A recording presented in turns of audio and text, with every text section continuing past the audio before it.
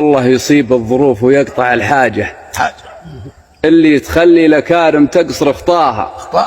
كم نار شيخ على المشراف وهاجه تناوبته المصايب لين طفاها. وكم من كريم يده بالجود ثجاجه في نايبات الدهر تفرق عطاياها، لكن تغشاه بحر الفقر بمواجه وخابت ظنونه بعز الناس ودناها. وكم من شجاع حياته صبر ومواجه ينطح كبار المصايب ويتحداها، ومن جور ما كابد ومن كثر ما واجه انهار حيله ونفسه لحق تقصاه. الله أكبر.